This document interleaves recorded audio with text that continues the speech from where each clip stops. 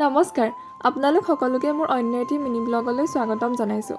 আজিৰ ব্লগটো ৰাতিপুৱা আৰম্ভ কৰিলোঁ, কাৰণ আজি মোৰ কাৰণে এটি বিশেষ দিন। এফালে মই ৰেজিনেৰে কেইটামান বস্তু বনাইছিলোঁ, তাকে আপোনালোকৰ ওচৰত শ্বেয়াৰ কৰিলোঁ।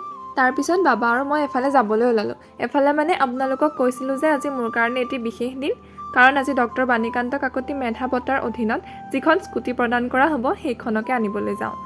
ইফালে মনটো বহুত ফূৰ্তি লাগি আছে। যোনখিনি ঠাইত স্কুটিখন প্ৰদান কৰা হ'ব আমি সেইখিনি ঠাই পালোঁগৈ আৰু অৱশেষত মোক স্কুটিখন প্ৰদান কৰা হ'ল।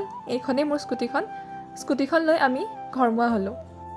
ঘৰ পোৱাৰ পিছত মায়ে ইফালে ধুনীয়াকৈ নিয়মখিনি কৰিলে, ধূপ দিলে, তাৰপিছত দেউতাই গামোচা বান্ধি দিলে। ইফালে মাহঁতৰ মনতো বহুত আনন্দ। আইতাৰ মুখেৰে শুনকচোন, আইতাই কি কৈছে।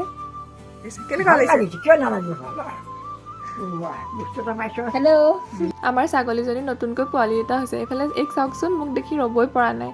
আজিলৈ ইমানেই। আশা কৰোঁ মিনি ব্লগটো চাই সকলোৱে ভাল পালে।